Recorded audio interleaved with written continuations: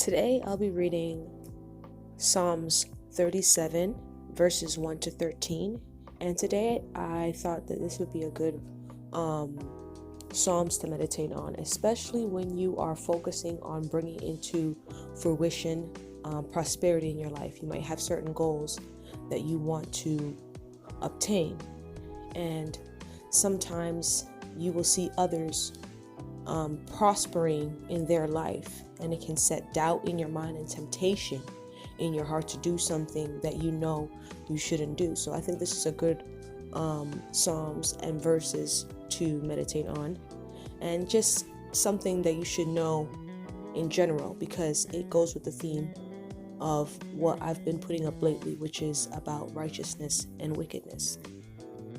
Today I'm reading Psalms 37. It is titled The Wicked and the Righteous.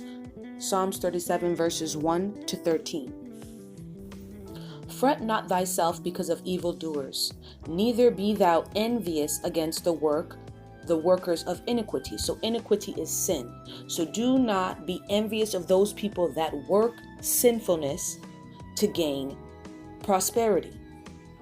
For they shall soon be cut down like the grass and wither as the green herb. Trust in the Lord and do good. So shalt thou dwell in the land, and verily thou shalt be fed. So trust in God. Trust that He's going to be there for you. Do things that are good, that you know are good, and where you dwell, you will be fed. You'll have all things taken care of.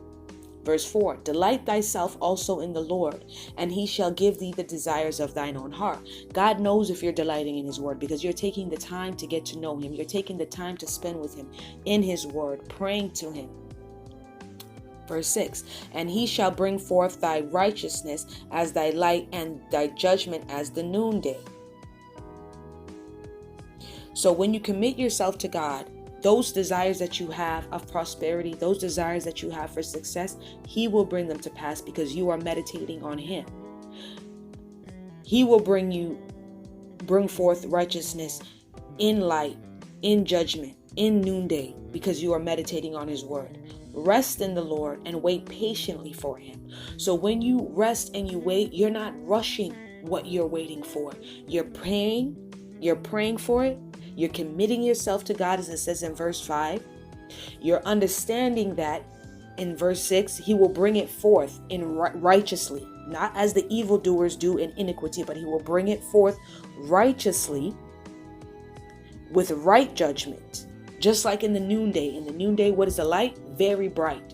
So you will see it come to pass. You have to rest in the Lord and wait patiently for him.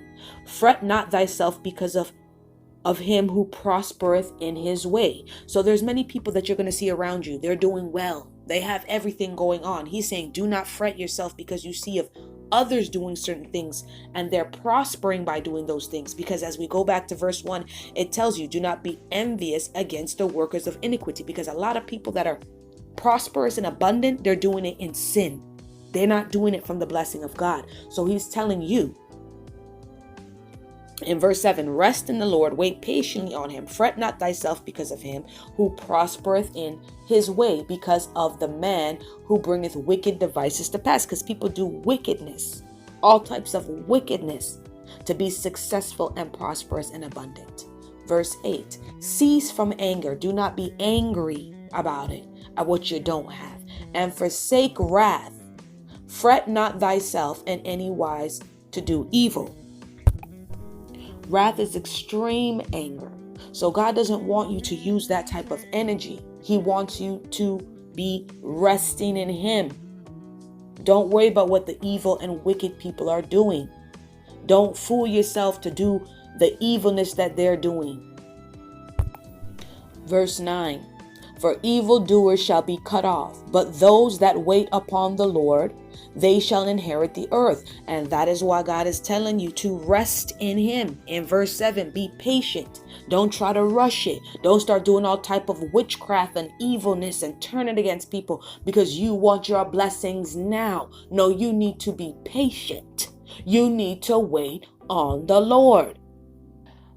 Verse 9, I'm going to read it again. For evildoers shall be cut off, and those that wait upon the Lord, they shall inherit the earth. Verse 10, for a little while, and the wicked shall not be.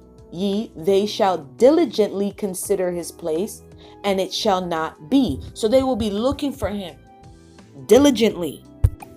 So when you're working diligently to do something, you're showing care and conscientiousness of doing your work, right? But they will be doing that, and yet they will not find him.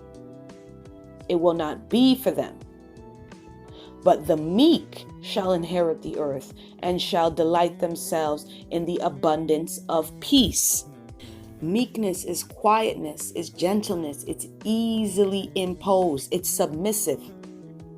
Okay, if you're submissive to God, that means you're listening to what he's telling you to do, which he tells you in verse 7. Rest in him and be patient. Verse 12, the wicked plotteth against the just. So the wicked will always be going up against the people that are justified and work in justice, and gnasheth upon him with his teeth, and they'll be biting at you, coming after you, because they know that you are doing what is righteous. Verse 13, last verse, the Lord shall laugh at him, for he seeth that his day is coming. Now this Psalms 37 is a Psalms of 40 verses. So if you like, you can of course go and read the other verses of the Psalm. I just wanted to read verses 1 to 13 because it's been a common theme on this channel recently, speaking about the wicked and the righteous. And I want people to understand you don't need to sink to anybody's level to obtain a certain level of abundance and prosperity. Focus your time in the Lord and in his word, and I'm telling you, it will come to pass. It will come to pass because he says it in his word, and God is not a liar.